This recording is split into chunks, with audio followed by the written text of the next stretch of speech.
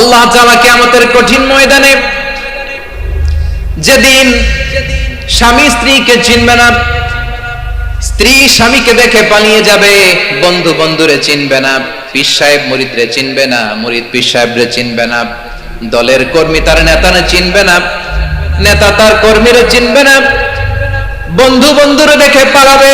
কঠিন মুহূর্তে সূর্যটা মাথার কাছে চলে আসবে, জমিনটা তামার জমিন হবে, আজকের জমিনের মতো নয়। মানুষ ঘর্মাক্ত, ক্লান্ত, শ্রান্ত মাথার মগজগুলো কানের ছিদ্র আর নাকের ছিদ্র দিয়ে বেয়ে বেয়ে পড়বে।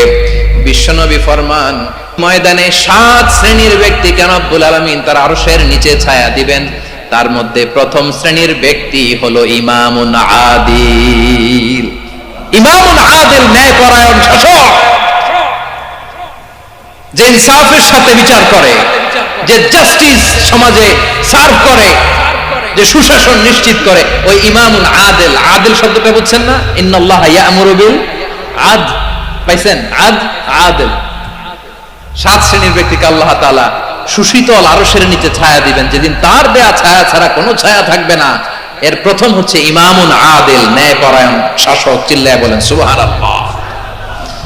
আবার বিশ্বনবী বললেন, ইন্নাল মুকসিতিনা ইনদাল্লাহি আলা মানাবিরা মিন নূর আন ইয়ামিনির রহমান। কিয়ামতের দিন যারা ন্যায়পরায়ণ হিসেবে আল্লাহর সামনে দাঁড়াবে, কিয়ামতের দিন রব্বুল আলামিন তার আরশের ডান দিকে ওই ন্যায়পরায়ণ লোকদের জন্য আরশের ডান দিকে একটা নূরের মিম্বারে তাদেরকে বসার সুযোগ করে দিবে। আল্লাহর আরশের ডান দিকে ন্যায়পরায়ণ লোকদের জন্য আল্লাহ তাআলা নূরের মিম্বার বানাবে। 4টে কেন কথা মনে করেছেন? আল আদাল, জাস্টিস। ইন্নাল্লাহা ইয়া'মুরু বিল আদল। আল্লাহ তাআলা এই আদালতের নির্দেশনা দেয়, সুবিচার, সুশাসন। প্রিয় ভাইয়েরা, এটা আমরা বাংলাদেশে চাই কি চাই না? এই যে অরাজকতা, এই যে অন্যায়, এই যে জুলুম, এই যে ইনকনসিস্টেন্সি, সমাজের অসঙ্গতি, এর প্রধান কারণ জাস্টিস নাই, সুবিচার নাই, সুশাসন নাই। শেষবারের মতো আওয়াজ করে বলেন তো, আমরা বাংলাদেশে আদল চাই কি চাই না? তাহলে প্রথম নির্দেশনা শেষ। আল্লাহ তাআলা তোমাদেরকে আদলের আদেশ দেন। এরপর আল্লাহ বললেন, আমি তোমাদেরকে ইহসানের আদেশ দেই। ইন্নাল্লাহা ইয়া'মুরু বিল আদলি ওয়াল ইহসান। আমি তোমাদেরকে যেমনি আদলের নির্দেশনা দেই, তেমনি ভাবে তোমাদেরকে ইহসানের নির্দেশনা দেই। ইহসান, আওয়াজ করে সবাই বলেন তো ইহসান। সবাই বলেননি? সবাই বললে এতটুকু আওয়াজ হবে আমি বিশ্বাস করি না। আওয়াজ করে বলুন আল ইহসান। ইহসান মানে কারো প্রতি সফট হার্টেড হওয়া, মহানুভব হওয়া, অনুগ্রহ পরায়ণ হওয়া, অনুগ্রহশীল হওয়া, একে অপরের প্রতি দয়াদ্র হওয়া। একে অপরের প্রতি দয়াদ্র, অনুগ্রহশীল হওয়া ছাড়া মানবিক সমাজ কশিনকালেও গঠন করা সম্ভব না। প্রিয় ভাইয়েরা, সুন্দর আচরণ দিয়ে, ইহসান দিয়ে যা জয় করা যায়, নরম আচরণ দিয়ে যেটা অর্জন করা যায়, কঠোরতা দিয়ে সেটা পারা যায় না। বিষ্ণু ঈসা ইসলাম ইহসান দিয়ে, কোমল আচরণ দিয়ে, তার অনুগ্রহ দিয়ে তিনি অনেক কাফিরের হৃদয়কে জয় করে ফেলেছেন। সাইয়েদনা সুমামা ইবনে উসাল রাদিয়াল্লাহু তাআলা আনহুর কথা মনে পড়ে যায়। তিনি ছিলেন ইয়ামামার বাদশা। মদিনাতে বিশ্বনবীকে হত্যা করার নিয়তে এসেছিলেন। গোপনে গোপনে বিশ্বনবীকে হত্যা করে আবার ইয়ামামাতে তিনি ফিরে যাবেন। কিন্তু কি অবাক করা কাণ্ড, হত্যা করতে পারে নাই, সাহাবাদের হাতে তিনি ধরা পড়ে গেলেন। সাইয়েদনা সুমামা ইবনে উসাল রাদিয়াল্লাহু তাআলা আনহু হত্যার নিয়তে আসলেন, কিন্তু হত্যা করতে পারলেন না। সাহাবারা ওনাকে ধরে ফেললেন, ধরে মসজিদে নববীর পিলারের মধ্যে বেঁধে রাখলেন। সুমামা ইবনে উসাল, সিরাত থেকে শুনে, সিরাত থেকে শোনাচ্ছি, রাদিয়াল্লাহু তাআলা আনহু ইয়ামামার অধিপতি ছিলেন। ইয়ামামা বিশ্বনবীকে হত্যার জন্য আসছেন, ধরা পড়ে গেছেন, এখন মসজিদে নববীতে বেঁধে রাখছে, তার মানে বন্দী। এখন স্ট্যাটাস কি? বন্দী, ক্যাপটিভ। বিষ্ণু ঈসা ইসলাম সাহাবাদেরকে বললেন, তার খোঁজ খবর নিও, সুমামা ইবনে উসালের খোঁজ খবর নিও। সাহাবারা বলেন, ইয়া রাসূলুল্লাহ, আপনাকে হত্যা করতে এসেছে, তার তো কঠিন ক্যাপিটাল পানিশমেন্ট হওয়া দরকার, কঠিন শাস্তি হওয়া দরকার। বিশ্বনবী বললেন, না, আমি যেটা জানি তোমরা সেটা জানো না। তোমরা সুমামার সাথে ভালো আচরণ করো, বিশ্বনবী সুমামার কাছে গেলেন। প্রথম দিন যে তিনি কালেমার দাওয়াত দিলেন, ইমানের দাওয়াত দিলেন, ইসলামের দাওয়াত দিলেন, রিসালাতের দাওয়াত দিলেন, আখিরাতের দাওয়াত দিলেন। পরের দিন যে বিশ্বনবী সালাতের দাওয়াত দিলেন, যাকাতের দাওয়াত দিলেন, ইসলাম কি, কিভাবে, কেমন করে পালন করতে হয় চমৎকার আর্টিকুলেট করতে শুরু করলেন। তন্ময় হয়ে সুমামা ইবনে উসাল রাদিয়াল্লাহু তাআলা আনহু বিশ্বনবীর কথাগুলো শুনতে আরম্ভ করলো। একদিন নয়, দুই দিন নয়, টানা 3 দিন বিশ্বনবী সুমামার কাছে ইসলামকে প্রেজেন্ট করেছেন, উপস্থাপন করেছেন। আওয়াজ করে বলেন, কয় দিন? 3 দিন। 3 দিন মসজিদে নববীতে বাধা। আর সাহাবীদেরকে বললেন, তার খোঁজ খবর নিও, তোমরা যে রুটি বানাও এর মধ্যে সবচেয়ে ভালো আটার রুটিটা তারে দিও, সবচেয়ে রিফাইন্ড খেজুর, যেটা পিওর খেজুর, এটা তারে দিও। আর বিশ্বনবী নিজের উট থেকে দুধ দহন করে ওনার বাড়ির এক কর্মচারীকে বলেছেন, দুধ দহন করে সুমামার জন্য নিয়ে যে। সুবহানাল্লাহ পড়বেন না? সবাই তো অবাক, ইয়ামামা থেকে আসছে নবীকে হত্যা করতে, বিশ্বনবী দেখে তারে জামাই আদর করে, তাকে মজার মজার খাবার দিও, দুধ দিও, আদর আপ্যায়ন করো। একদিন নয়, 2 দিন নয়, টানা 3 দিন বিশ্বনবী এভাবে সুমামার কাছে যে ইসলামকে প্রেজেন্ট করতে আরম্ভ করলেন, ইসলামকে উপস্থাপন করতে শুরু করলেন। আর তাকে চমৎকার এন্টারটেইনমেন্ট, আপ্যায়ন দিতে আরম্ভ করলেন। টানা 3 দিন যখন ইসলামের দ্য বিউটিজ অফ ইসলাম, ইসলামের সুমহান বাণী, সৌন্দর্য তার কাছে উপস্থাপন শেষ, তাকে আপ্যায়ন শেষ, বিশ্বনবী বললেন সাহাবাদেরকে, যাও এবার সুমামার হাতের পায়ের রশি দুটো খুলে দাও। সাহাবারা বললেন, ইয়া রাসূলুল্লাহ, কি বলেন আপনি? ও তো হত্যাকারী, সুযোগ পায় নাই, আপনারে মারতে পারে নাই, ছেড়ে দিলে আবারও আপনার উপর তলোয়ার নিয়ে ঝাঁপিয়ে পড়বে। নবী, এই সিদ্ধান্ত আপনি নিতে যাবেন না। বিশ্বনবী বললেন, যেটা বলেছি সেটা করো, সুমামার রশিগুলো ছেড়ে দাও, সুমামার হাতে পায়ের রশিগুলো যে তোমরা খুলে দাও। সাহাবারা তর্ক জোরে দিলেন, লা ইয়া রাসূলুল্লাহ, এমনটা করবেন না, তো ভয়ঙ্কর, ভয়ঙ্কর খুনি, কি জানি কি হয়ে যায়। বিশ্বনবী বললেন, না, তার হাতে পায়ের রশিগুলো খুলে দাও। সাহাবারা বিশ্বনবীর কথা মতো তার হাতে পায়ের রশিগুলো খুলে দিল। সুমামা মুহূর্তের মধ্যে মসজিদে নববী থেকে বের হয়, ইয়ামামায় ফিরে না যে মসজিদে নববীর পাশে একটা খেজুর বাগান ছিল, সেখানে চলে গেলেন। সেখানে একটা ছোট্ট কুয়া ছিল, কুয়ার পানি দিয়ে তিনি গোসল করলেন। সুবহানাল্লাহ পড়েন। কুয়ার পানি দিয়ে গোসল করে মসজিদে নববীর সামনে এসে বিশ্বনবী এবং সাহাবাদের সামনে দাঁড়িয়ে সাব্বাবা উঁচু করে বললেন, আশহাদু আল্লা ইলাহা ইল্লাল্লাহ ওয়া আশহাদু আন্না মুহাম্মাদান আবদুহু ওয়া রাসূলুহু। আল্লাহু আকবার। আমি সাক্ষ্য দিচ্ছি আল্লাহ ছাড়া কোনো ইলাহ নাই, আর মুহাম্মদ আল্লাহ তাআলার প্রেরিত বান্দা এবং রাসূল। প্রিয় ভাইরা, ইহসান দিয়ে যা জয় করা যায়, কঠোরতা দিয়ে সেটা কঠিনকালেও জয় করা যায় না। আওয়াজ করে বলেন ঠিক না? এবার সুমামা দাঁড়িয়ে বলে, ওগো নবী, আমি তো কালিমা পড়ে মুসলমান হয়ে গেলাম, এবার শোনেন, এই মুহূর্তের আগে আপনার চেহারার চাইতে নিকৃষ্ট কোনো চেহারা আমার কাছে ছিল না, কিন্তু শাহাদা পাঠ করার পরে আপনার চেহারার চাইতে উত্তম শ্রেষ্ঠ কোনো চেহারা আমার কাছে আরো নাই। ও নবী, আজকের দিনের আগে ইসলাম ধর্মের চেয়ে নিকৃষ্ট অপছন্দনীয় কোনো ধর্ম আমার কাছে ছিল না, কিন্তু এই মুহূর্ত থেকে ইসলামের চেয়ে সেরা শ্রেষ্ঠ পছন্দনীয় কোনো ধর্ম আমার কাছে নাই। নবী গো, আজকের দিনের আগে মদিনার চাইতে অপছন্দনীয় নিকৃষ্ট কোনো শহর আমার কাছে ছিল না, কিন্তু এই মুহূর্তের পর থেকে মদিনার চাইতে কোনো শ্রেষ্ঠ শহর আমার জানা নাই। সে ছিল গমের বড় ডিলার, গম বেচতো। কি বেচতো? তার গম কিনে মক্কার লোকেরা রুটি খাইতো। সে ঘোষণা দিল, আজকে থেকে মক্কাবাসীদের জন্য সব গম আমি হারাম করে দিলাম, মক্কাবাসী এখন না খেয়ে মরে। সুবহানাল্লাহ পড়বেন না? মক্কাবাসী বিশ্বনবীর কাছে আসলেন, এসে বললেন, মুহাম্মদ, আমরা তো তোমার ভাই, তোমার চাচা, তোমার ভাতিজা, তোমার আত্মীয়, তুমি সুমামারে বলো সে যেন আবার গমের সাপ্লাই মক্কার জন্য অনুমতি দিয়ে দেয়। বিশ্বনবীর অনুমতি ক্রমে সুমামা আবার মক্কাতে গম পাঠাতে শুরু করলো। পড়েন সুবহানাল্লাহ। ইহসান, ইহসান দিয়ে আপনি যেটা জয় করতে পারবেন, you can win the heart of your enemies. ইহসান দিয়ে আপনি আপনার শত্রুর হৃদয়কে জয় করতে পারবেন। আওয়াজ করে বলেন ঠিক কিনা?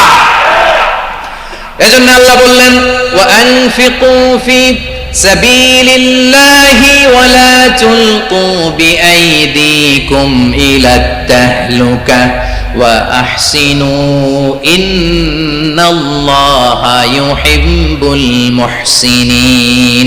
তোমরা আল্লাহর রাস্তায় দান করবে আর নিজেরা নিজেদেরকে ধ্বংসের হাতে ঠেলে দিও না। তোমরা একে অপরের প্রতি ইহসান করবে, কারণ ইহসানকারীদেরকে আল্লাহ বড্ড ভালোবাসেন। সুবহানাল্লাহ পড়েন। আবার সূরা রহমান আল্লাহ বললেন, হাল জাযাউল ইহসানি ইল্লাল ইহসান ফাবিআইয়ি আলা, সবাই পড়েন, ফাবিআইয়ি আলাই রাব্বিকুমা তুকাযযিবান। ইহসানের প্রতিদান হিসেবে ইহসানি হয়। বিশ্বনবী সুমামার প্রতি যেমন ইহসান করেছেন, সুমামাও ঠিক তেমন ইহসান ফিরিয়ে দিয়েছে। ঠিক কিনা বলেন? তাহলে এক নম্বরে হচ্ছে আদ, ন্যায় বিচার। দুই নম্বরে সবাই বলে ইহসান, সদাচরণ। ইহসান দুই ধরনের প্রিয় ভাইরা, ইহসান ফিল ইবাদা, ইহসান ফিল মুআমালা। ইহসান ফিল ইবাদা হচ্ছে একাগ্র অনুভবে ইবাদতে ডুব দেওয়া, এর নাম ইবাদতের ইহসান। সুবহানাল্লাহ পড়ো। বিশ্বনবী বলেন ইহসান মানে কি জানো নাকি? হাদিসে জিবরিলে সাইয়েদনা জিবরিল আলাইহিস সালাম বিশ্বনবীকে বললেন, আখবিরনি আনিল ইহসান। নবী আমাদেরকে বলেন ইহসান মানে কি? বিশ্বনবী বললেন, আনতা আবুদাল্লাহা কাআন্নাকা তারাহু ফাইন লাম তাকুন তারাহু ফাইন্নাহু ইয়ারাক। ইহসান মানে হলো এমন ভাবে তুমি আল্লাহর সামনে নিজেকে উজাড় করে ইবাদত করবে, তুমি ভাববে তুমি আল্লাহকে দেখতে পাচ্ছ। আর এটা যদি ভাবা তোমার জন্য কঠিন হয়ে যায়, অন্তত এতটুকু তুমি ভাববা যে আল্লাহ তোমাকে দেখতে পাচ্ছেন। ঠিক কিনা বলেন? ও আমার বীর চট্টলার ভাইয়েরা, কেউ যেটা দেখে না সেটা দেখে কে? এই বিশ্বাস হৃদয়ের মধ্যে আছে? নামাজে যখন দাঁড়ান এই ফিলিংসটা আনা যাবে? হ্যাঁ, এশার সালাত তো এখনো হয় নাই না? আলোচনা শেষে এশার সালাত এখানে অনুষ্ঠিত হবে, তাই না? আচ্ছা বলুন তো, আমরা এশার সালাত পর্যন্ত বেঁচে থাকবো এই গ্যারান্টি আছে কার কার? হাত তোলেন। কয়েকজন হাত তুলছে পেছনে, না বুঝে তুলে ফেলছে। এশা পর্যন্ত যে আমরা হায়াত পাবো কোনো গ্যারান্টি আছে? সবাই আওয়াজ করে বলেন, গ্যারান্টি আছে? গ্যারান্টি নাই। এজন্য বিষ্ণু ইসলাম বলেছে, এমন ভাবে নামাজে দাঁড়াও, ইবাদত করো, মনে করো হতে পারে এটাই আমার জীবনের শেষ নামাজ। পারফর্ম দ্য সালাহ as if this is your last and final prayer. এমন ভাবে সালাতে দাঁড়াও, ভাবো হতে পারে এটাই তোমার জীবনের শেষ নামাজ। এমন ভাবে নামাজে দাঁড়াও, ভাবো এটাই শেষ নামাজ। তাহলে নামাজে একাগ্রতা বাড়ায় দিবে কে? ফলে ইবাদতের ইহসান আমাদের অর্জিত হবে। আর মুআমালাতে ইহসান হলো, বিশ্বনবী বলেন, ইন্নাল্লাহা তাবারাকা ওয়া তাআলা কাতাবাল ইহসান আলা কুল্লি শাই ফাইদা কাতালতুম ফাআহসিনুল কিতলা ওয়া ইযা যাবাহতুম ফাআহসিনুয যাবহা ওয়ালিয়ুহিদ্দা আহাদুকুম শাফরাতাহু ওয়ালিয়ুরিহ যাবিহাতাহু। ইহসান দুই ধরনের। আওয়াজ করে বলতে হবে, কয় ধরনের? সবাই বলুন আওয়াজ করে, কয় ধরনের? একটা হচ্ছে ইহসান ফিল ইবাদা, ইবাদতে ইহসান। ইবাদতে ইহসান কি? একাগ্র অনুভব দিয়ে ইবাদত করা, মন প্রাণ দিয়ে ইবাদত করা। আর মুআমালাতে ইহসান কি? সব কাজে, দৈনন্দিন কাজে, কর্মে, সামাজিক অ্যাক্টিভিটিতে কোমলতা প্রদর্শন করা, অনুগ্রহের সাথে সবকিছু করা। আল্লাহ তাআলা ইন্নাল্লাহা তাবারাকা ওয়া তাআলা কাতাবাল ইহসান আলা কুল্লি শাই, তিনি সবকিছুর ব্যাপারে ইহসানকে আবশ্যক করেছেন। সবকিছু, মুমিনের সব কাজে ইহসানের পরশ থাকবে। ওয়া ইযা কাতালতুম ফাহসিনুল কিতলা, বিষ্ণুই বলেন তুমি যখন কাউকে হত্যা করো ইহসানের সাথে করো। সুবহানাল্লাহ পড়বেন না? যখন হত্যা করো তখনও ইহসানের সাথে। আচ্ছা হত্যা করবো আবার ইহসান আসবে করতে করে, তো মেরেই ফেলবো আমি। আল্লাহ, ও ভাই একজন খুন করেছে, খুনি, রাষ্ট্রীয় আইনে তার শাস্তি হয়েছে ডেথ পেনাল্টি, মৃত্যুদণ্ড। এখন মৃত্যুদণ্ড দেখে আপনি যেমনি মন চায় তেমনি মারবেন লোকটারে? ওর নাক কেটে ফেলতে পারবেন? ওর কান কাটতে পারবেন? ওর চোখ উপড়ে ফেলতে পারবেন আপনি? যেমন মন চায় তার অঙ্গহানি করা যাবে না। ইহসানের সাথে তাকে হত্যা করে। সুবহানাল্লাহ, this is Islam, this is the true essence of Islam. ওয়া ইযা যাবাহতুম ফাহসিনুয যাবহা, যখন জবাই করবে তখনও ইহসানের সাথে জবাই করো। করব জবাই, ওইখানেও নাকি ইহসান। আচ্ছা কুরবানির দিন আমরা পশুগুলোরে কি করি বলেন সবাই আওয়াজ করে? জবাই। জবাই মানে তো এটার মেরেই ফেলতেছি, একটু পরে তো টুকরো টুকরো করে গোশতগুলো খাবো। এটা তো খাবো, এটা তো মেরেই ফেলবে। বিষ্ণু বলে না, জবের মধ্যেও মুমিনের জবের ভেতরেও ইহসানের পরশ থাকা চাই।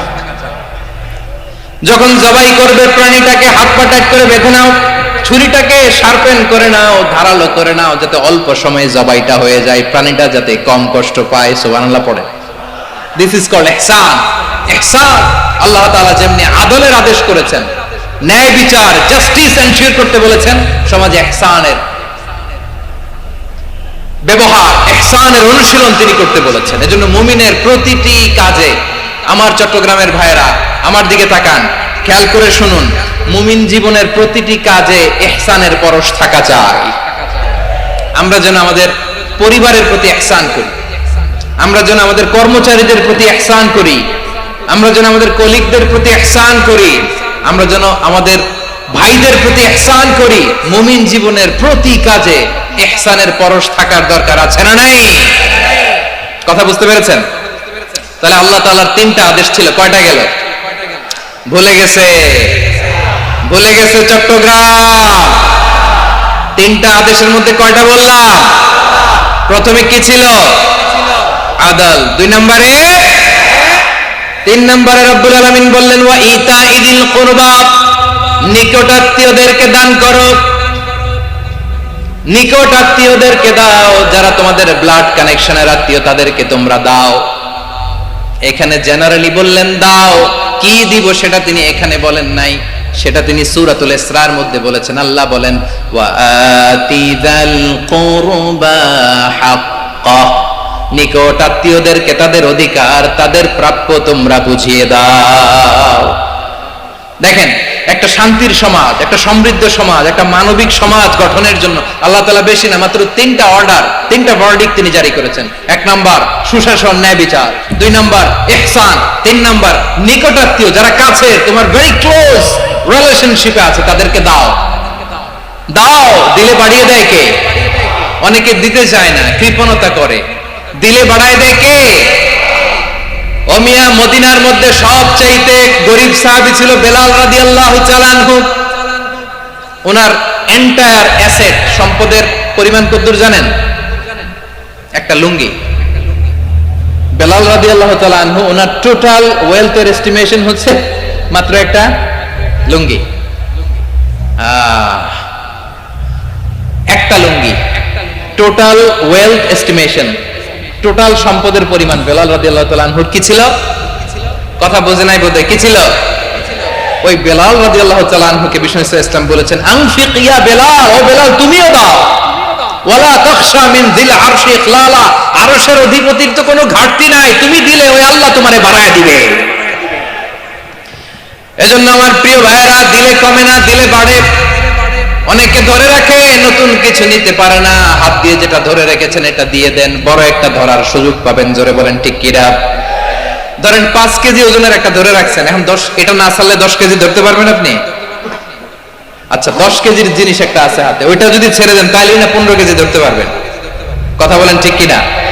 তাহলে দিলে বাড়িয়ে দেয় কে? রব্বুল আলামিন বললেন 3 নাম্বার আদেশ হলো তোমাদের প্রতি সমাজটারে কেমন করে মানবিক সমাজ, সুন্দর সমাজ গড়বা। 3 নাম্বার আদেশ হলো ওয়া আতিদাল কুরবা হাক্কা, নিকটাত্মীয়দেরকে তাদের প্রাপ্য বুঝিয়ে দাও। এই নিকটাত্মীয়দেরকে তাদের অধিকার বুঝিয়ে দেওয়া, প্রাপ্য বুঝিয়ে দেওয়াতে আমাদের গাফলতি আছে না নাই? চট্টগ্রামে নাই? মাশাআল্লাহ আছে, আছে। অনেকে দেখবেন অনেক আল্লাহওয়ালা, তাহাজ্জুদ গুজার, সেজদা দিতে দিতে কপালে কালো দাগ ফেলে দিছে, সে তার বোনের হকটা আদায় করে নাই। আছে না নাই? হ্যাঁ, এখানেও আছে। সর্বনাশ। অনেক বড় হাজী সাহেব, বিশাল লম্বা দাড়ি, ছেলেরে সব দিয়ে দিছে, মেয়েরে কিছু দেয় নাই, মেয়ের হক আদায় করে নাই। আছে না নাই? এই হাজী সাহেবেরা, এই আল্লাহওয়ালারা কিয়ামতের ময়দানে আটকে যাবে। আপনি অন্যের অধিকার নষ্ট করেছেন, তাদের রাইটস কে ভায়োলেট করেছেন। এজন্য আল্লাহ তাআলা বলেন, কারো অধিকার যদি কেউ নষ্ট করে, ওই সমাজটা মানবিক সমাজ কঠিনকালেও হতে পারে না। এজন্য 3 নম্বর আল্লাহ বললেন ওয়া ইতাইদিল কুরবা, নিকটাত্মীয়দেরকে দাও। কি দিবা? তাদের অধিকার দিয়ে দাও, বোনের অধিকার বুঝিয়ে দাও। মেয়ের অধিকার বুঝিয়ে দাও, ফুফুর অধিকার বুঝিয়ে দাও। দেখবেন অনেক মায়েরা ছেলের পাতে মুরগির রান দেয়, মেয়ের পাতে দেয় মুরগির ঠ্যাং। এরকম আছে না নাই? হ্যাঁ, ছেলেরা কি দেয় মুরগির, মেয়ের পাতে কি দেয়? তো মেয়ের কি মুরগির রান খেতে মনে চায় না? মনে চায় না? এমনটা করা যাবে না। নিকটাত্মীয়দেরকে অধিকার দিয়ে দাও, নিকটাত্মীয়ের সাথে সুসম্পর্ক রাখো। আদেশটা কার? এজন্য প্রিয় ভাইয়েরা, জীবনে যদি বারাকা অর্জন করতে চান, নিকটাত্মীয়দের সাথে সুসম্পর্ক রাখতে হবে, তাদের জন্য উপহার পাঠাতে হবে। বিশ্বনবী বলেন, লা ইয়াদখুলুল জান্নাতা কাতে, যে ব্যক্তি আত্মীয়তার সম্পর্ককে ছিন্ন করে দেয়, সে কশিন কালেও আল্লাহর জান্নাতে ঢুকবে না। আপনি কি এটা সহজ হাদিস মনে করছেন? এটা সহজ কথা। আপনি ভাবছেন আপনার নামাজ আপনার বাঁচাতে পারবে, আপনার রোজা বাঁচাতে পারবে, আপনার তাহাজ্জুদ আপনারা বাঁচাতে পারবে? অধিকার নষ্ট করলে কিছুই আপনারা বাঁচাতে পারবে না। এজন্য নিকট আত্মীয়দেরকে দিতে হবে বেশি বেশি। বিশ্বনবী বলেন, ইন্না সাদাকাতা আলাল মিসকিনি সাদাকা ওয়া আলা যির রাহিমি ইসনাতান সাদাকাতুন ওয়া সিলা। মিসকিনরে দান করলে শুধু দানের সওয়াব হয়, নিকট আত্মীয়কে দান করলে দুইটার সওয়াব হয়, সাদাকার সওয়াব হয়, আবার আত্মীয়তার বন্ধন অটুট রাখার সওয়াব হয়ে যায়। আবার বিশ্বনবী বললেন, মান সাররাহু আইয়ুবসাতা লাহু ফি রিজকিহি ওয়া ইউনসা লাহু ফি আসারিহি ফালইয়াসিল রাহিমা। যে ব্যক্তি তার রিজিকের প্রশস্ততা চায় আর হায়াতে বরকত চায়, সে যেন তার আত্মীয়ের সাথে সুসম্পর্ক রাখে। আমার প্রিয় চট্টলার ভাইয়েরা, আমাদের রিজিক বাড়ুক, এটা আমরা চাই কি চাই না? সবাই চান? হ্যাঁ, আমাদের রিজিকে প্রশস্ততা আসুক, চাই কি চাই না? আমাদের হায়াতে বরকত আসুক, আমরা চাই কি চাই না? এই দুইটা যদি চান, তাহলে নিকট আত্মীয়দের সাথে সুসম্পর্ক রাখবেন। পারবেন? তাহলে সমাজটারে মানবিক সমাজ বানায় দিবে কে? তিনটা আদেশ চলে গেল। কয়টা? আওয়াজ করে বলেন। এক নম্বরে কি ছিল? দুই নম্বরে, তিন নম্বরে নিকট আত্মীয়দেরকে দান। আপনাদেরকে আরো শোনার আগ্রহ আছে? আপনাদের মনোযোগ আছে না গেছে? কষ্ট হচ্ছে না? মাশাআল্লাহ, মাশাআল্লাহ। তাকবীর পড়ুন, লিল্লাহি তাকবীর।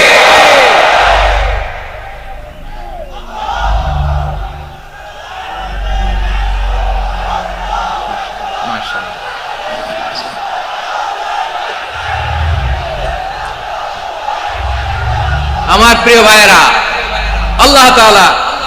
আল্লাহ তাআলা তিনটা জিনিসের যেমনি আদেশ করেছেন, অনুরূপভাবে তিনটা বিষয়ে তিনি বারণ করেছেন, নিষেধ করেছেন। ওগুলোর কাছেও যাওয়া যাবে।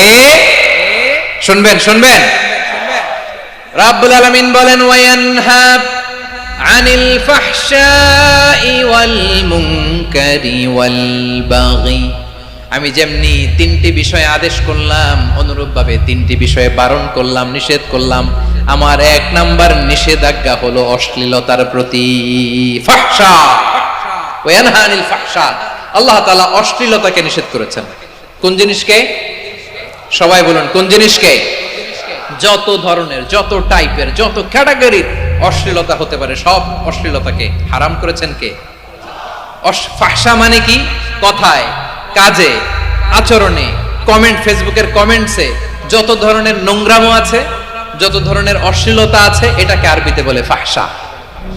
এটাকে কি বলে? রাব্বুল আলামিন বলেন, কুল ইন্নামা হারামা রাব্বিয়াল ফাওয়াহিশা মা যাহারা মিনহা ওয়া মা বাতান। ও নবী, আপনি বলে দেন, আমার রব প্রকাশ্য, অপ্রকাশ্য, স্পষ্ট কিংবা অস্পষ্ট, দৃশ্যমান কিংবা অদৃশ্যমান সব অশ্লীলতাকে হারাম করেছেন। সব ধরনের অশ্লীলতা হারাম, সব ধরনের। আল্লাহ তাআলা আমাদেরকে অশ্লীলতা থেকে বাঁচান, অশ্লীলতা থেকে তিনি আমাদেরকে হেফাজত করুক। পড়েন আমিন। এবার বলেন, আমাদের সমাজে অশ্লীলতা আছে না নাই? চট্টগ্রামে নাই? আমি কই নাই, ওনারা বলে আছে। দেখছেন, আমি সামহাও বাঁচায় দেওয়ার ট্রাই করতেছি, আমি সামহাও বাঁচায় দেওয়ার ট্রাই করতেছি, ওনারা বলে আছে। অশ্লীলতা নানা ভাবে, নানা নামে, নানা মোড়কে আমাদের সমাজে আছে না নাই? সংস্কৃতির নামে, ফ্যাশনের নামে, বিনোদনের নামে, উপন্যাসের নামে, কনসার্টের নামে অশ্লীলতা আছে না নাই? আপনি দেখেছেন কনসার্টগুলোর অবস্থা? এই যে আতিফ আসলাম যে আসছে আমাদের দেশে, তারপর কে কে আসছে, আমাদের তরুণ তরুণীরা, আমাদের যুবক যুবতীরা, আমাদের জেনজিরা, কি অবস্থা ওইখানে? হ্যাঁ, কি অবস্থা? কে বাঁচাবে ওদের? কে রক্ষা করবে ওদের ইমানের, ওদের চরিত্রের হেফাজতের গ্যারান্টি কে দিবে? কনসার্টের নামে অশ্লীলতা আছে না নাই? ছেলে মেয়ে একে অপরকে জড়ায় ধরতেছে, একে অপরকে চুমো খাচ্ছে প্রকাশ্যে, দিবালোকে, গণমানুষের সামনে। আল্লাহ তাআলা এই অশ্লীলতা থেকে আমাদেরকে বেঁচে থাকতে বলেছেন, বেঁচে থাকতে বলেছেন। রূপালী জগতের নামে অশ্লীলতা আছে না নাই? এই টার্মটা আপনারা জানেন না? রূপালী জগৎ কি জগৎ? আসলে কি রূপালী জগৎ না অন্ধকার জগৎ? আমার বোনেরা, আপনাদেরকে যে কি বলে তারা বুঝায়, রূপালী জগৎ শুনেই আপনি ভরকে যাবেন না। রূপালী জগতে যে নারী যত বেশি উলঙ্গ, সে নাকি তত বেশি সাহসী। জানেন, বলে এটা একটা সাহসী নারী, খুব সাহসী পদক্ষেপ তার। যত বেশি শরীর থেকে কাপড় নামাতে পারবে, যত বেশি বস্ত্রহীন হয়ে নিজেকে প্রেজেন্ট করতে পারবে, সে নাকি তত বেশি সাহসী। আমার চট্টলার ভাইয়েরা, শয়তানের প্রথমে এজেন্ডা ছিল বনি আদমকে বস্ত্রহীন করা। সে আদম এবং হাওয়া আলাইহিস সালামকে নিষিদ্ধ গাছের ফল খাইয়ে তাদেরকে বস্ত্রহীন করেছে। এই জামিনেও সে আমাদেরকে বস্ত্রহীন করতে চাইবে। এই রূপালী জগতের নামে তারা এটা করে। আমার প্রিয় বোনেরা, আপনি জানেন না আপনার দাম কত? ওরা আপনাদেরকে বিজ্ঞাপনের সস্তা পণ্য বানাতে চায়। ওরা আপনাদেরকে ওদের ভোগের লিপসার টুলস বানাতে চায়। ওরা আপনাদেরকে দিয়ে ওদের খায়েশ পূরণ করতে চায়। এটা আপনাদের জন্য মোটেও ডিগনিটি নয়, এটা আপনাদের জন্য সম্মান নয়। আপনার সম্মান শালীনতায়, আপনার সম্মান হেজাবে, আপনার সম্মান ভদ্রতায়, আপনার সম্মান আপনার ডিসেন্ট পোশাকে। পোশাক বলে দেয় এই নারীটা ভদ্র না অভদ্র। পোশাক বলে দেয় এই মেয়েটা কোন ঘরের মেয়ে। আওয়াজ করে বলেন ঠিক কিনা? আপনি জানেন না, আপনারা সস্তা পণ্য বানায়, ভোগের পণ্য, বিলবোর্ডে আপনাকে উলঙ্গ করে উপস্থাপন করে। এই অশ্লীলতার সাথে ইসলামের কোন সম্পর্ক। এজন্য আল্লাহ বলেন, আমি অশ্লীলতাকে হারাম করেছি। অশ্লীলতাকে হারাম করার প্রথম কারণ হলো এর মাধ্যমে মানবতাকে অপমানিত করা হয়। কারণ মানুষের সম্মান মানুষের পোশাকে। মানুষ যখন পোশাকহীন হয়ে যায়, বস্ত্রহীন হয়ে যায়, তার সম্মান কমে যায়, ঠিক কিনা? অশ্লীলতাকে হারাম করার প্রথম কারণ হচ্ছে মানুষ মানুষকে অপমান করে। একটা নারী, সে তো সম্মানিত, নারী যে কত সম্মানিত নারীরা এটা বুঝেই নাই। বিশ্বনবী বলেন, আদ-দুনিয়া কুল্লুহা মাতা ওয়া খায়রু মাতা'আদ দুনিয়া আল মারআতু সালিহা। আমার বোনেরা, 5টা প্যান্ডেলে আপনারা এলইডিতে আমার আলোচনা শুনছেন, আমি জানি। আপনাদের এই গর্ভ যে কত দামি আপনি জানেন না। আপনার পেট থেকেই আসবে আগামী দিনের সালাহুদ্দিন আল আইয়ুবী। আপনার পেট থেকেই আসবে অনাগত দিনের ইমাম মাহদী আল মুনতাযর। আপনার পেট থেকেই আসবে অনাগত দিনের ফয়সাল, ওয়াসিম, মুগ্ধ, আবু সাইদের মতো বীর যোদ্ধা।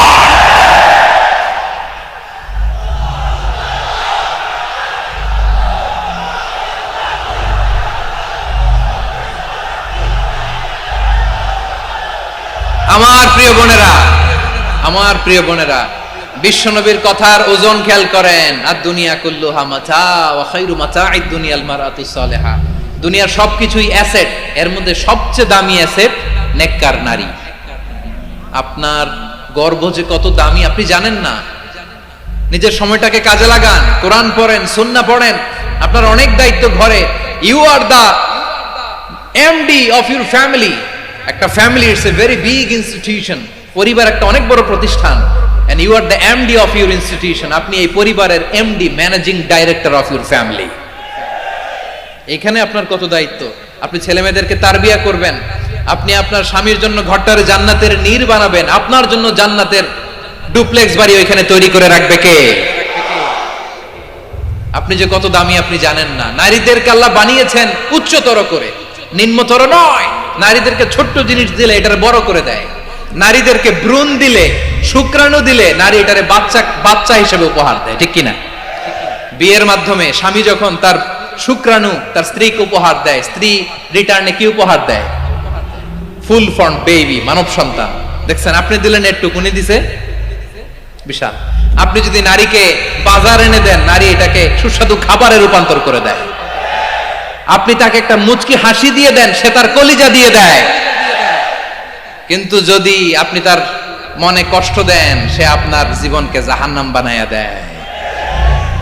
খবর আছে, নারীর মন বুঝতে পারলে নেয়ামত, বুঝতে না পারলে কিয়ামত, ঠিক কিনা বলে? কত দামি আপনি জানেন না, জানেন না আপনি কত দামি, অনেক দামি আপনি। আপনাদেরকে যেন ভোগের সস্তা পণ্য বানাতে না পারে, আপনাদেরকে সচেতন থাকতে হবে, সজাগ থাকতে হবে, কনসার্ন থাকতে হবে। শয়তানের ওই হাতছানির দিকে আর নজর দেওয়া যাবে না। তাহলে কেন আল্লাহ তাআলা এই ফাহশা অশ্লীলতাকে হারাম করলেন? এক নাম্বার, এতে হিউম্যান ডিগনিটি কমে। দুই নাম্বার, এতে মানুষের অধিকার নষ্ট হয়। আপনি বিয়ে করেছেন, এরে পরকিয়া করেন, ওর সাথে এরকম আছে না নাই? স্ত্রীর অধিকার নষ্ট করেছেন। আপনি বিবাহ সম্পর্কে আবদ্ধ হয়েছেন তার সাথে, আপনি পরকিয়া করেন ওই ছেলের সাথে, আপনি আপনার হাজবেন্ডের সাথে বিট্রে করেছেন। এজন্য আল্লাহ অশ্লীলতাকে হারাম করেছেন। অশ্লীলতাকে হারাম করার আরেকটা কারণ হচ্ছে আল্লাহ তাআলা এই হিউম্যান জেনারেশনকে এটাকে প্রিজার্ভ করতে চায়। হিফজুন নাসল, এটা মাকাসিদুশ শরিয়ার অনেক গুরুত্বপূর্ণ একটা মাকাসিদ, অনেক গুরুত্বপূর্ণ। আপনার নাসল, আপনার জেনারেশনকে সংরক্ষণ করা। এই যে আসতেছে ফেব্রুয়ারি, কত ফেব্রুয়ারি জানো? এটা কি বিশ্ব ভালোবাসা দিবস? হ্যাঁ, কি দিবস? এই বিশ্ব ভালোবাসা দিবসের সাথে মুসলমানদের কোনো সম্পর্ক নাই। আমার প্রিয় ভাইরা, এই যে আপনি অবৈধ সম্পর্কে জড়ালেন, কেন আল্লাহ অশ্লীলতাকে হারাম করেছে দেখেন। বলতেছিলাম যে এটা আপনার নাসল, আপনার জেনারেশন, আপনার লিনিয়েজ, আপনার বংশকে প্রিজার্ভ করা। কে কার বাবা, কে কার মা, বাবা মা জানা, প্রজন্মকে প্রিজার্ভ করা, এটা ইসলাম ওয়াজিব করে দিয়েছে। এই যে অবৈধ সম্পর্কের কারণে, বিশ্ব বেহায়া দিবসের কারণে, এগুলোর আউটকাম, আউটপুট হিসেবে মাঝে মাঝে ঢাকা মেডিকেলের ডাস্টবিনে নবজাতকের বাচ্চার কান্নার আওয়াজ শুনতে পাওয়া যায়। চট্টগ্রাম মেডিকেলের ডাস্টবিনে নবজাতকের কান্না শুনতে পাওয়া যায়। বীর চট্টলার মুসলমানেরা বুঝতে পারলে আওয়াজ করে বলেন, এই যে চট্টগ্রাম মেডিকেলে যে নবজাতকটা পাওয়া গেল, ওর বাবাকে আমাকে বলেন, ওর বাবাকে, ওর মাকে, ও কোন ফ্যামিলির সন্তান কেউ জানে? আপনি হিউম্যান ডিগনিটিকে অপমান করেছেন না? আপনি তার ভবিষ্যৎকে অন্ধকার করেছেন না? আপনি তার লিনিয়েজকে প্রশ্নবিদ্ধ করে দিয়েছেন না? এই জন্য আল্লাহ তাআলা অশ্লীলতাকে আমাদের জন্য হারাম করে দিয়েছেন। পড়েন সুবহানাল্লাহ। এই জন্য রাব্বুল আলামিন বলেন, কুল ইন্নামা হারামা রাব্বিয়াল ফাওয়াহিশা মা যাহারা মিনহা ওয়া মা বাতান। প্রকাশ্য অপ্রকাশ্য সব অশ্লীলতাকে হারাম ঘোষণা করে দিয়েছে কে? আবার দুনিয়ার বুকে যারা অশ্লীলতার প্রসার করে তাদের জন্য শাস্তি মজুদ রেখেছে কে? রাব্বুল আলামিন বলেন, ইন্নাল্লাযীনা ইউহিব্বুনা আন তাশিআল ফাহিশাতু ফিল্লাযীনা আমানু লাহুম আযাবুন আলীমুন ফিদ দুনিয়া ওয়াল আখিরাতি ওয়াল্লাহু ইয়ালামু ওয়া আনতুম লা তা'লামুন। নিশ্চয়ই যারা বিশ্বাসীদের মাঝে অশ্লীলতার প্রচার প্রসার করতে চায় তাদের জন্য আমি মর্মন্তুদ শাস্তি প্রস্তুত করে রেখেছি, দুনিয়াতেও রেখেছি, আখিরাতেও রেখেছি। ঘোষণাটা কার? যারা এই নাটকের নামে, সিনেমার নামে, রূপালী জগতের নামে, মুভির নামে, ওটিটি প্ল্যাটফর্মের নামে আমার সমাজে অশ্লীলতা ছড়াতে চায় তাদের জন্য কঠিন মর্মন্তুদ শাস্তি মজুদ রেখে দিয়েছে কে? ও আমার বোনেরা, এখনো আপনি জাগবেন না? এখনো আপনার চিন্তার দুয়ারে এখনো নাড়া পড়ে নাই? ওরা আপনাকে উলঙ্গ বানাতে চায়, ওরা আপনাকে আইটেম গার্ল বানাতে চায়। এজন্য ইসলাম অশ্লীলতাকে হারাম করেছে। হারাম। ইসলাম বলেছে যোজন যোজন দূরে থাকো, ওরা বলে না কাছে আসো, কাছে আসার গল্প, ক্লোজ আপ ওয়ান, কাছে আসার গল্প আছে না নাই? চট্টগ্রামে তো এগুলো নাই মাশাআল্লাহ। হ্যাঁ, এখানেও আছে ক্লোজ আপ ওয়ান, কাছে আসার গল্প। আল্লাহ বলেন ওয়ালা তাকরাবুজ জিনা, কাছেও এসো না, জিনা থেকে যোজন যোজন কিলো দূরে থাকো, ওরা বলে কাছে আসার গল্প। আমার বীর চট্টলার ভাইয়েরা, কাছে আসতে হলে আমরা কোরআনের কাছে আসব, কাছে আসতে হলে নবীর কাছে আসব, কাছে আসার গল্প হবে আমার রবের কাছে আসার গল্প। চিল্লায় বলো ঠিক কিনা?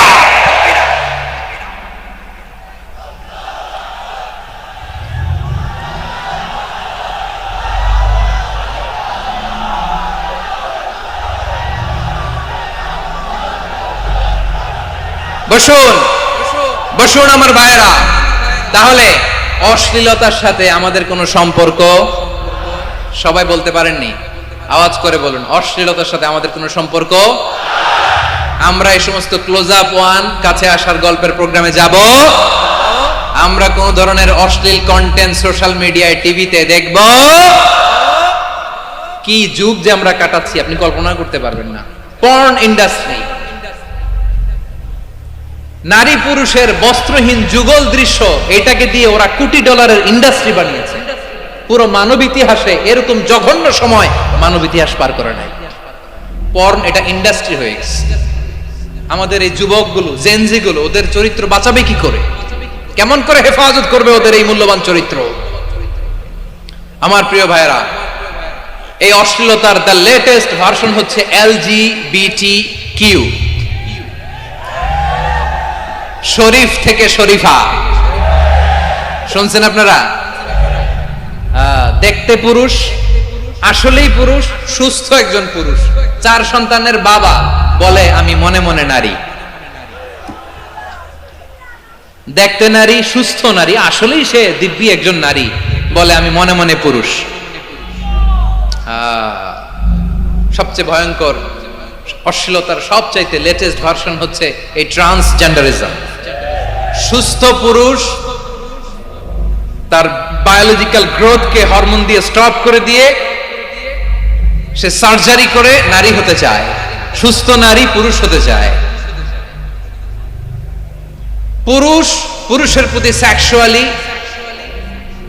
আকর্ষণ বোধ করে, এটা লূত আলাইহিস সালামের কওমের মধ্যে ছিল। এটাকে আল্লাহ কোরআনে ফাহিশা বলেছেন। ওয়ালুতান ইয ক্বালা লিকাওমিহি আতাতুনাল ফাহিশাতা মা সাবাকাকুম বিহা মিন আহাদিম মিনাল আলামিন। লূত আলাইহিস সালাম বললেন, তোমরা কি এমন এক অশ্লীল কার্যক্রমে ডুব দিলে নাকি যেটা গোটা বিশ্বের কেউ কখনো করে নাই, তোমরাই প্রথম করেছো? পড়েন নাউযুবিল্লাহ। এই পশ্চিমের এই রোগ আমার দেশে যেন আসতে না পারে, আমাদের সজাগ থাকতে হবে। প্রিয় ভাইরা, চিল্লায় বলেন ঠিক কিনা? পশ্চিমের অবস্থা ভয়ঙ্কর। পাশ্চাত্যে, আমি যুক্তরাষ্ট্রে ছিলাম অনেকদিন, কয়েক মাস, বিভিন্ন স্টেটে ঘুরেছি। গার্ডিয়ানরা উদ্বিগ্ন, ছেলে মেয়েদেরকে, ছোট্ট ছেলে মেয়ে, ওদেরকে জিজ্ঞেস করে, তুমি how do you feel right now inside yourself? তুমি ভিতরে ভিতরে কেমন ফিল করো? তোমার কি ছেলে ছেলে লাগে না মেয়ে মেয়ে লাগে? আচ্ছা বলেন, এই ছোট্ট বাচ্চাটাও কি এগুলো জেন্ডার অ্যাসাইনমেন্ট বলতে এগুলো কিছু বুঝে? এইভাবে মিসগাইড করা হচ্ছে। কৌতূহল বশত ছোট্ট ছেলে যদি বলে আমার তো মেয়ে মেয়ে লাগে, তখন বলে যে না তুমি মেয়ে, ছেলে না। মা বাবা বাধা দিলে ওকে আলাদা গভর্নমেন্ট হাউসে নিয়ে যাবে। ভয়ঙ্করতম অবস্থা। আমরা একটা সময় শুনতাম যে হুজুর আমার ছেলেটা খুব ভালো, হাফেজে কোরআন, আল্লাহওয়ালা। হুজুর আমার ছেলে দাড়ি রাখছে, আল্লাহওয়ালা। হুজুর আমার ছেলে 5 ওয়াক্ত সালাত জামাতের সাথে পড়ে, তার মানে আল্লাহওয়ালা। পশ্চিমে যে আমি কি শুনছি জানেন? ওরা বলে হুজুর আমার ছেলেটা ইউনিভার্সিটির একটা মেয়ের সাথে প্রেম করে, ও খুব আল্লাহওয়ালা, হুজুর দোয়া করবেন। এর কারণ ওদের কাছে আল্লাহওয়ালার ক্রাইটেরিয়া হচ্ছে হুজুর আমার ছেলেটা আরেক ছেলের পছন্দ করে নাই, আমার মেয়েটা আরেক মেয়েকে ভালোবাসে নাই, এজন্য আমার ছেলেটা আল্লাহওয়ালা, হুজুর ওর জন্য একটু দোয়া করে দিয়েন। কি চ্যালেঞ্জ ওরা ফেস করতেছে। ওনার ছেলে যে আরেক ছেলেরে বিয়ে করবে না, এটাতেই উনি খুশি যে আলহামদুলিল্লাহ আমার ছেলেটা একটা মেয়েরে ভালোবাসে, আমার মেয়েটা একটা ছেলেরে ভালোবাসে, মানে এটা খুব আল্লাহওয়ালা। নাউজুবিল্লাহ পড়তে পারলেন না? এজন্য অশ্লীলতার সাথে আমাদের কোনো সম্পর্ক। রব্বুল আলামিন বলেন ওয়ায়ানহা আনিল ফাহশাই ওয়াল মুনকারি ওয়াল বাগি তিনটা জিনিসকে আমি নিষিদ্ধ করলাম। এক নাম্বার হলো ফাহশা, অশ্লীলতা। দুই নম্বরে হলো মুনকারের সমস্ত মন্দ কাজ। আপনাদের মনোযোগ আছে না? শেষ করে দিব? আর 2-1 মিনিট শুনবেন? আচ্ছা বলি তাহলে, আর 2-1 মিনিট। তাহলে নিষেধাজ্ঞা জারি করেছেন তিনটা জিনিসের উপর। এক নাম্বার কি? ফাহশা, অশ্লীলতা। 2 নাম্বার মুনকার। মুনকার মানে হচ্ছে যত মন্দ কাজ, খারাপ কাজ, বাজে কাজ, এটার বলে মুনকার। এটার কি বলে? আপনারা পড়ছেন না, তা'মুরুনা বিল মা'রুফি ওয়া তানহাউনা আনিল মুনকার। ভালো কাজের আদেশ, সৎ কাজের আদেশ, অসৎ কাজের নিষেধ। মুনকার, মুনকার হচ্ছে মানুষের স্বাভাবিক বিবেকবোধ যেটাকে খারাপ বলে, ওইটাই মুনকার। পৃথিবীর সব আসমানি গ্রন্থ যেটাকে খারাপ বলেছে, মানুষের স্বাভাবিক বিবেকবোধ যেটাকে খারাপ বলেছে, এগুলো সব মুনকার। যেমন ইফটিজিং, এটা কি ভালো না খারাপ? মজুদদারি, খাদ্যে ভেজাল দেওয়া, ওজনে কম দেওয়া, মাছে ফরমালিন মিশানো, চাঁদাবাজি, টেন্ডারবাজি, দখলবাজি, এগুলো আমাদের স্বাভাবিক বিবেকেই বলে এগুলো খারাপ, এগুলো হচ্ছে মুনকার। আল্লাহ তাআলা এই মুনকার থেকে আমাদেরকে বেঁচে থাকতে বলেন, আর শয়তান এই মুনকারের প্রতি আমাদেরকে উদ্বুদ্ধ করে। আল্লাহ তাআলা বললেন, ইয়া আইয়ুহাল্লাযীনা আমানু লা তাত্তাবিউ খুতুওয়াতিশ শাইতান ومن يتبع خطوات الشيطان فإنه يأمر بالفحشاء والمنكر।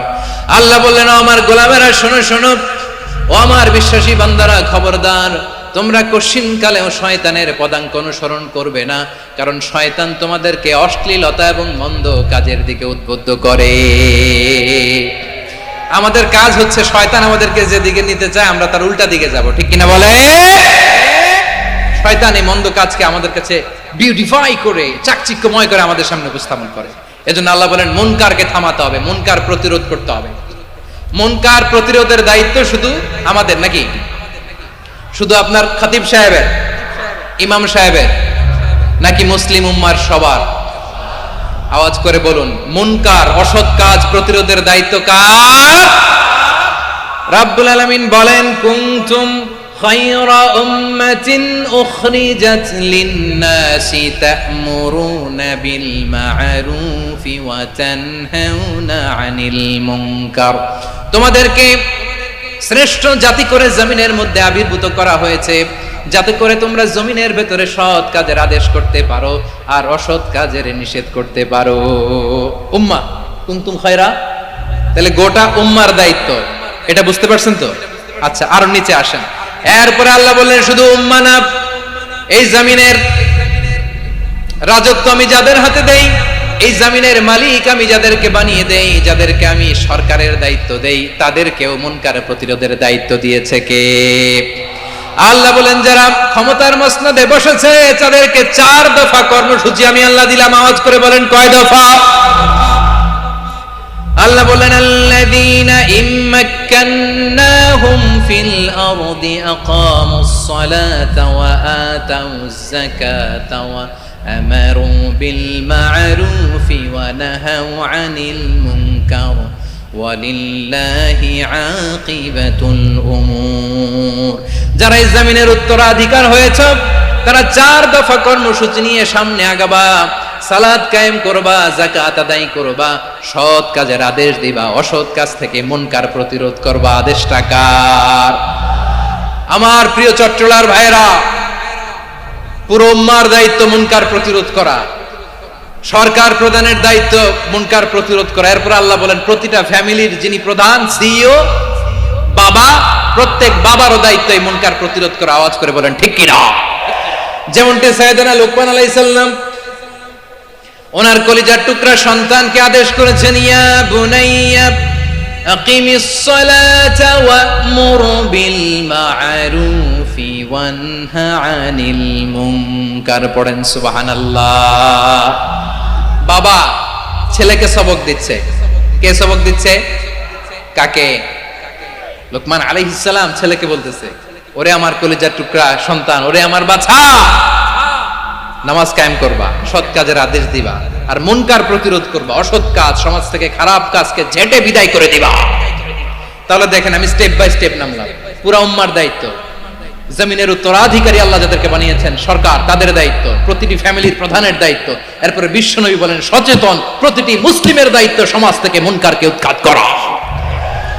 বিশ্বনবী বলেছেন মান রাআ মিনকুম মুনকারান ফালিয়ুগাইয়িরহু বিয়াদিহি ফাইন লাম ইয়াস্তাতি ফাবিলিসানিহি ওয়া ইন লাম ইয়াস্তাতি ফাবিকলবিহি ওয়া যালিকা আযআফুল ঈমান। সমাজে যে মুনকার দেখবে, খারাপ কাজ দেখবে, সেজন্য হাত দিয়ে সেটাকে থামায়। কি দিয়ে? আপনাদের তো হাত নাই না? হাত আছে, হাত আছে। ওরা যেই হাত দিয়ে অন্যায় করে ওটা প্রতিরোধের জন্য আমাদেরও হাত আছে না নাই? থামাতে হবে, থামাতে হবে।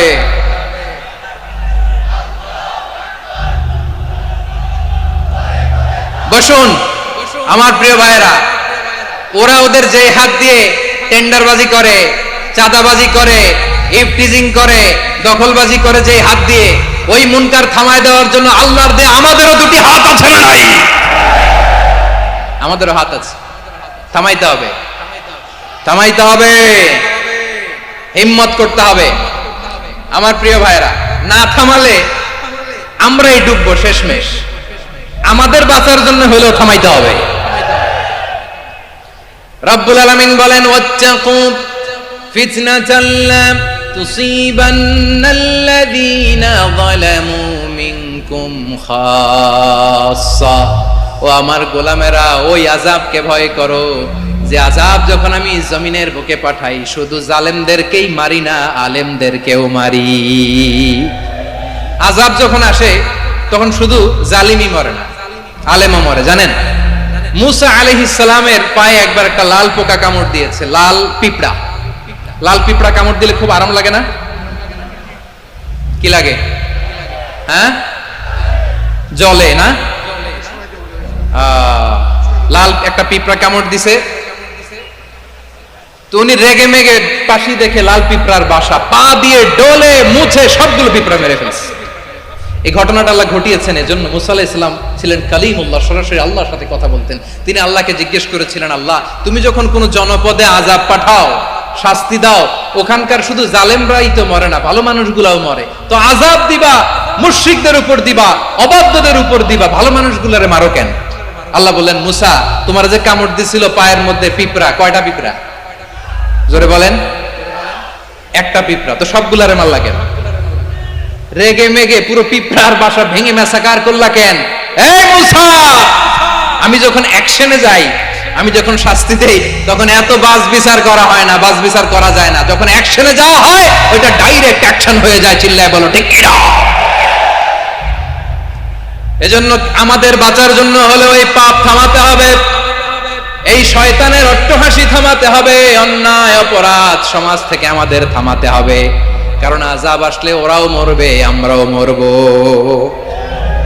একটা জাহাজ 2 তলা, আপনি আছেন 2য় তলায়, শুনতেছেন? শুনতেছেন? জাহাজ কয় তলা?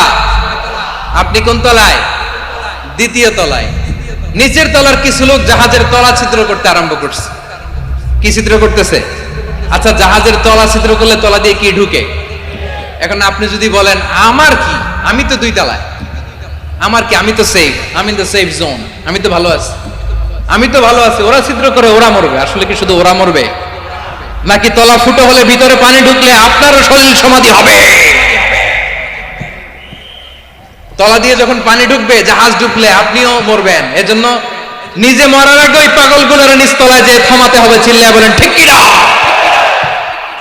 এজন্য আল্লাহ বললেন মুনকার প্রতিরোধের দায়িত্ব সমাজের টপ টু বটম সবার। পুরো উম্মার দায়িত্ব, সরকার প্রধানের দায়িত্ব, প্রতিটি ফ্যামিলির প্রধান বাবার দায়িত্ব।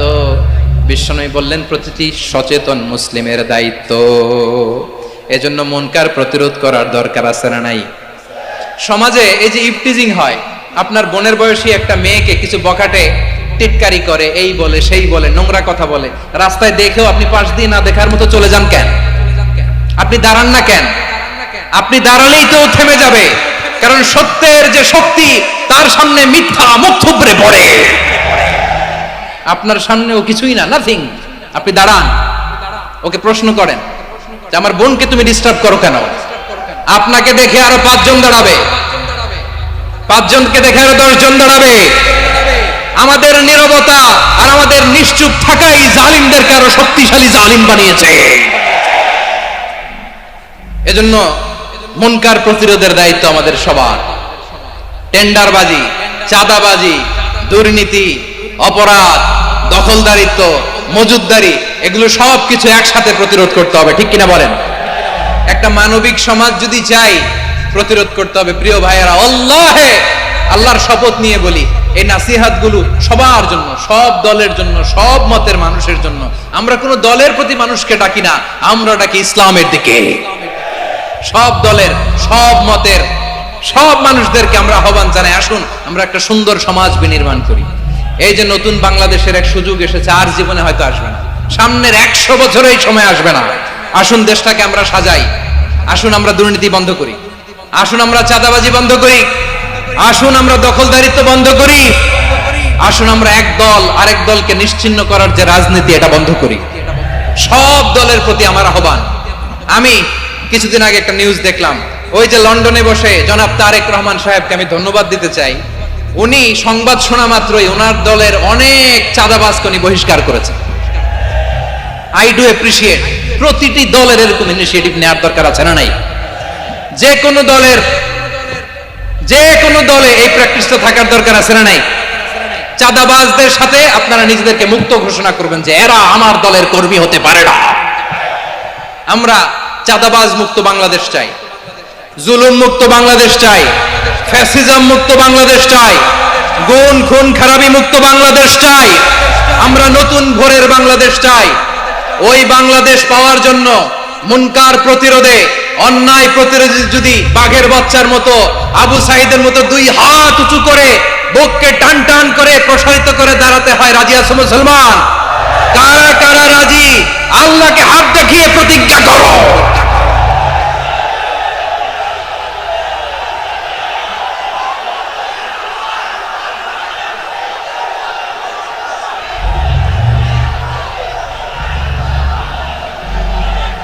আমার প্রিয় ভাইয়েরা, বসুন বসুন আমার ভাইয়েরা। রাব্বুল আলামিন বলেন, ওয়ায়ানহা আনিল ফাহশাই ওয়াল মুনকারি ওয়াল বাগি ইয়াইদুকুম লাআল্লাকুম তাযাক্কারুন। বসুন। আল্লাহ বললেন, আমি অশ্লীলতাকে নিষেধ করি, আমি সব ধরনের মন্দ কাজকে নিষিদ্ধ করি, সব শেষে আমি সীমা লঙ্ঘনকে তোমাদের জন্য নিষিদ্ধ করি। আলোচনা মনে আছে তো, না ভুলে গেছেন? নিষিদ্ধ করেছেন কয়টা জিনিস? 1 নম্বরে অশ্লীলতা, 2 নম্বরে মুনকার তথা সব মন্দ কাজ, 3 নম্বরে আল বাগি, সীমা লঙ্ঘন, ক্রসিং দ্য লিমিট। সীমা লঙ্ঘন করা ভালো না। We all should know our limits. চিল্লায় বলেন ঠিক কিনা? একই আয়াতে আল্লাহ বললেন, কুল ইন্নামা হাররামা রাব্বিয়াল ফাওয়াহিশা মা যাহারা মিনহা ওয়া মা বাতানা ওয়াল ইসমা ওয়াল বাগিয়া বিগাইরিল হক। অন্যায় ভাবে যে অবাধ্য হয়, যে সীমা লঙ্ঘন করে, তাদেরকেও আমি এটা হারাম করে দিলাম। সীমা লঙ্ঘন করা হারাম, সীমা লঙ্ঘন করা হারাম। আল্লাহ বারবার আমাদেরকে ওয়ার্নিং দেয়। যখন আমরা থামি না, তখন আল্লাহ ধরে, আর যখন ধরে তখন ছাড়ে না। ধরে না, ধরলে আল্লাহ। ফেরাউনকে কিন্তু হুট করে ধরে নাই, আপনারা জানেন 9 বার ওয়ার্নিং দিয়েছে। ফেরাউনকে আল্লাহ তাআলা ওয়ার্নিং দিয়েছিল কয়বার? বীর চট্টলার বীর সেনানীরা আওয়াজ করে বলেন, ফেরাউনকে ধরার আগে ওয়ার্নিং দেওয়া হয়েছিল কয়টা? রাব্বুল আলামিন বলেন, ওয়ালাকাদ আতাইনা মূসা 9 আয়াতিন বাইয়িনাত। 9টা মুআজিজা দেখিয়েছি। 1 2 3 বারবার এইভাবে রিমাইন্ডার, ওইভাবে রিমাইন্ডার, এইভাবে নসিহত, ওইভাবে দাওয়া। ফাকুলা লাহু কাওলান লাইয়িনা, নরম করে বলো, সফট করে বলো, যত ওয়ে হতে পারে দাওয়া মেথডোলজি। মূসা আলাইহিস সালামের সব অ্যাপ্লাই শেষ। 10ম বারে যে আল্লাহ ধরছে, 10ম বারে যে ধরেছে। এজন্য আল্লাহ বলেন, আমি সীমা লঙ্ঘনকে পছন্দ করি না। কোরআনের অন্য আয়াতে বাগীকে বলা হয়েছে আল ইতিদা, সীমা লঙ্ঘন যারা করে তাদেরকে আল্লাহ বলেছেন মু'তাদিন। وقاتلوا في سبيل الله الذين يقاتلونكم ولا تعتدوا إن الله لا يحب المعتدين। আমি সীমা লঙ্ঘনকারীদেরকে কোশ্চিন কালেও পছন্দ করি না। আমরা যেন সীমা লঙ্ঘন না করি, রাজি আছেন তো? যে কোনো ক্ষেত্রে ইবাদতে যেন সীমা লঙ্ঘন না করি। অনেকে আমরা ইবাদতে সীমা লঙ্ঘন করে ফেলি। বিশ্বনবী সাল্লাল্লাহু আলাইহি ওয়াসাল্লাম যেটা শিখিয়েছেন এর বাইরে যে অতিরিক্ত বুজুর্গ হতে চায় এরকম আছে না নাই? করা যাবে না, কোনো ক্ষেত্রেই সীমা লঙ্ঘন করা যাবে, এমনকি যুদ্ধ ক্ষেত্রেও না। বিশ্বনবী সাল্লাল্লাহু আলাইহি ওয়াসাল্লাম বলেন খবরদার যুদ্ধ ক্ষেত্রেও সীমা লঙ্ঘন করো না। কি সুন্দর ইসলাম আমরা পেয়েছি। বিশ্বনবী বলেন খবরদার যুদ্ধের ময়দানে কোনো নারীর গায়ে হাত তোলো না, কোনো শিশুর গায়ে হাত তোলো না, কোনো গবাদি পশু হত্যা করো না, কোন শস্য ক্ষেত্র ধ্বংস করো না, ইবাদতরত অন্য ধর্মের কোন সন্ন্যাসীর গায়ে হাত তুলো না। বলেন সুবহানাল্লাহ। তাহলে আমরা সীমা লঙ্ঘন করতে পারবো? প্রিয় ভাইরা, একটা সুখী সমৃদ্ধ শান্তির সমাজ, মানবিক সমাজ যদি আমরা গঠন করতে চাই, আমাদের আল্লাহর দেয়া কয়টা আদেশ মানতে হবে বলেন দেখি? সবাই বলেন কয়টা? আর বেঁচে থাকতে হবে কয়টা জিনিস থেকে? আওয়াজ করে বলেন কয়টা? আচ্ছা, আদেশ নাম্বার 1 কি ছিল বলেন? আল্লাহর আদেশ কি? 1 নাম্বার আদাল, ন্যায় পরায়ণতা। আমরা সুবিচার, সুশাসন, ন্যায় বিচার চাই কি চাই না? 2 নম্বরে কি ছিল? মাশাআল্লাহ, আওয়াজ করে বলেন 2 নম্বরে কি ছিল? ইহসান। আমরা যেন সবার প্রতি দয়া পরবশ হই, ইহসান করি। 3 নম্বরে কি ছিল? নিকটাত্মীয়দের দান করা, তাদের অধিকার প্রাপ্য বুঝিয়ে দেওয়া। পাশাপাশি 3টা জিনিস থেকে আল্লাহ বারণ করেছেন, নিষেধ করেছেন। তার প্রথমটা ফাহশা, অশ্লীলতা। অশ্লীলতার সাথে আমাদের কোনো সম্পর্ক।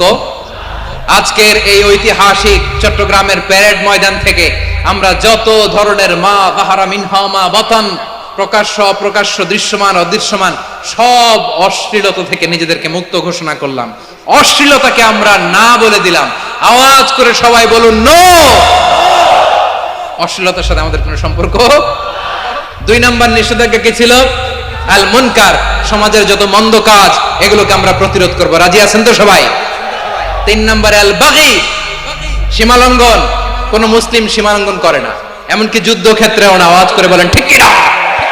রাব্বুল আলামিন শেষে বললেন ইয়াইদুকুম লাআল্লাকুম তাযাক্কারুন। আল্লাহ তোমাদেরকে উপদেশ দেন যাতে তোমরা শিক্ষা গ্রহণ করো। আমরা উপদেশ দিব, আমরা জোর করে কাউরে কিছু মানাতে চাই না। লা ইকরাহা ফিদ্দিন ওয়া যাক্কির ফাইন্না যিকরা তানফাউল মুমিনিন। উপদেশ দিলে এটা মুমিনদের কাজে দেয়। লাস্তা আলাইহিম বিমুসাইতির ইন্নামা আনতা মুযাক্কির। নবী হে, আপনি রিমাইন্ডার দাতা, আপনি উপদেশ দিবেন। আমরাও বিশ্বনবীর এই হাদিসগুলো থেকে, কোরআনের আয়াত থেকে রিমাইন্ডার, এই কথামালা, বাণী বাহক হিসেবে এই বাণীগুলো আপনাদের সাথে কাছে পৌঁছে দিলাম। আমরা আল্লাহ তাআলার কাছে প্রার্থনা করি, আল্লাহ আমরা যেন আদল দিয়ে আমাদের সমাজকে গঠন করতে পারি। আল্লাহ আমরা যেন ইহসান করতে পারি, আমরা যেন নিকটাত্মীয়দের দান করতে পারি। আল্লাহ যত ধরনের অশ্লীলতা, অনাচার, মন্দ কাজ, সীমালঙ্ঘন, অবাধ্যতা থেকে যেন আমরা বেঁচে থাকতে পারি। আল্লাহ তাআলা আমাদের সবাইকে কথাগুলো বোঝার ও আমল করার তৌফিক দান করুক। হাযা মা ইনদি ওয়াল ইলমু ইনদাল্লাহ আলাইহি তাওয়াক্কালতু ওয়া ইলাইহি উনীব। প্রিয় ভাইরা, আমি আপনাদের সবার জন্য দোয়া করি, আপনারাও আমার জন্য দোয়া রাখবেন। আমাদের পাশেই আছেন আমাদের সকলের শ্রদ্ধাভাজন, আমাদের মুরব্বী আওলাদে রাসূল আনোয়ার হোসেন তাহের জাবির আল মাদানী হাফিজাহুল্লাহ ওয়া রাআ। সবাই বসুন। উঠবেন না, কেউ উঠবেন না। উঠলেন কেন? উঠলেন কেন? প্যারেড ময়দানের প্রোগ্রাম তো এরকম হইতে পারবে না। বসুন, এটা আল্লামা সাঈদীর স্মৃতি বিজড়িত মাহফিল। বসুন, বসুন, এই মাহফিলের আদব আছে। বসুন, বসুন। সুশৃঙ্খল ভাবে আমরা আখির মোনাজাতে